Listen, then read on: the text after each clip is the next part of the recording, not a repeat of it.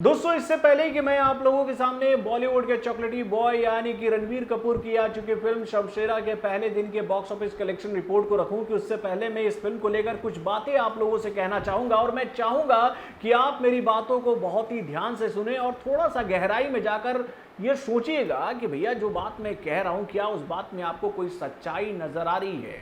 तो भैया ये बात तो आप लोग जानते ही हो कि रणबीर कपूर की इस फिल्म को बॉलीवुड के एक डायरेक्टर यानी कि करण मल्होत्रा ने डायरेक्ट किया है। लेकिन दोस्तों अगर इस फिल्म को साउथ का कोई मेकर डायरेक्ट किया रहता,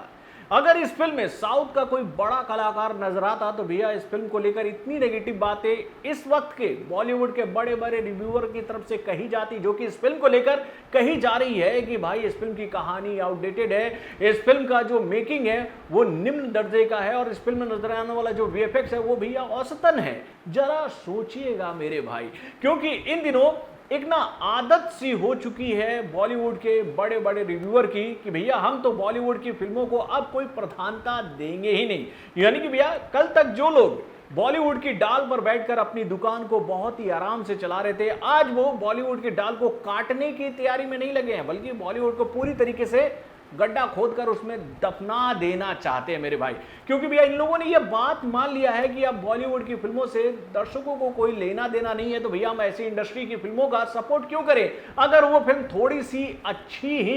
क्यों ना हो मेरे भाई। दोस्तों ये बात मैं भी मानता हूं कि मैं भी बॉलीवुड की फिल्मों की बुराई करता हूं, लेकिन मैं किन फिल्मों की बुराई करता हूं भैया, मैं उन फिल्मों की बुराई करता हूं जो कि भैया बॉलीवुड में इन दिनों रीमेक मीडियम से बनाकर हम लोगों के सामने परोसी जा रही है। दोस्तों लगातार मैंने अपने हर एक छोटे मोटे रिव्यू में ये बात बॉलीवुड के बड़े बड़े मेकरों को समझाने की कोशिश की है कि भाई आप लोग मोटा पैसा कमाने के चक्कर में आप एक ऐसे अंधी रेस का घोड़ा बन गए हैं ना, जिस रेस में आप दौड़ते तो जाओगे जाओगे जाओगे, लेकिन एक दिन ऐसा गिरोगे गड्ढा में कि निकलने के लिए भी आपको कोई रास्ता नहीं मिलेगा। यानी कि भैया ये लोग जिस तरह से रीमेक फिल्में बनाते जा रहे थे उसको देखने के बाद हम तो ये बात समझ रहे थे कि भैया ये लोग अपनी मार्केट को धीरे धीरे किसी और को सौंप रहे थे। यानी भैया आज वो जमाना नहीं है कि आप किसी फिल्म का रीमेक कर रहे हो तो ऑडियंस को इस बात का जानकारी नहीं होगा कि भाई इस फिल्म का ओरिजिनल वर्जन कौन सा है। वो जमाना अलग था, 60, 70, 80 का दशक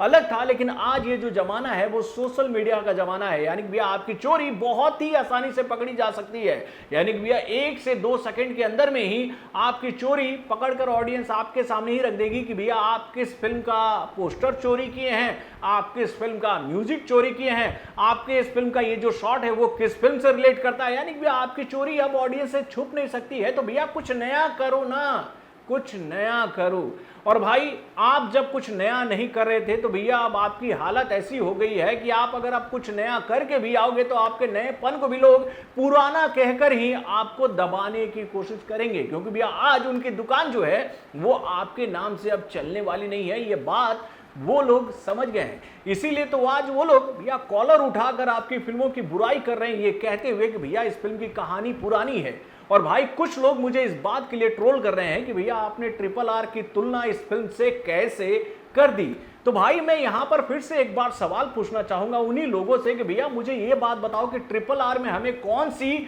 नई कहानी देखने को मिली थी। उस फिल्म में ऐसा कौन सा ट्रीटमेंट हमें अलग देखने को मिला था जो कि भैया आज तक हम लोगों ने किसी फिल्म में देखा ही नहीं मेरे भाई। अगर उस फिल्म में नया ट्रीटमेंट था तो भैया इस फिल्म में भी मैं आप लोगों को 101% ये बात कह सकता हूं कि भैया कई सारे ट्रीटमेंट नए थे जो कि भैया आज तक ना तो मैंने किसी हॉलीवुड की फिल्म में देखा था और ना ही किसी बॉलीवुड की फिल्म में देखा था।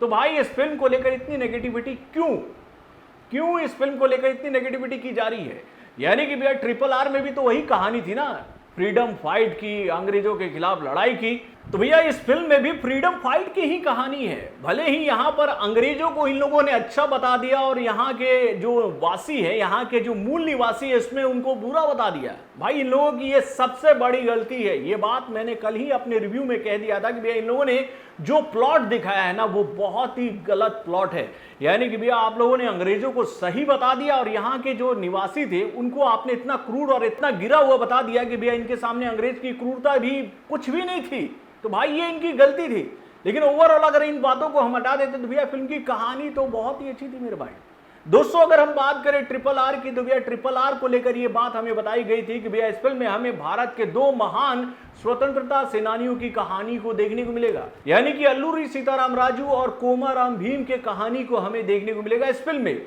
लेकिन जब ये फिल्म हम लोग के सामने आई तो भैया इस फिल्म में हमें क्या कहानी देखने को मिली, और भाई जब ये बात ऑडियंस समझ गई तो भैया उसी समय इस फिल्म के मेकरों ने ये बात क्लियर कर दी, यानी कि इस फिल्म में उन दोनों महान विभूतियों के बारे में थोड़ी सी चर्चा तो की गई, लेकिन उनकी कहानी को प्रॉपर वे में हम लोगों के सामने नहीं रखा गया। तो भैया इस पर किसी ने सवाल क्यों नहीं उठाया कि भैया इस फिल्म को लेकर तो यही प्रमोशन हम लोग के सामने हो रहा था कि भैया इस फिल्म में अल्लूरी सीताराम राजू और कोमाराम भीम की कहानी को दिखाया जाएगा। तो क्या ऐसा किया गया था उस फिल्म में? नहीं ना।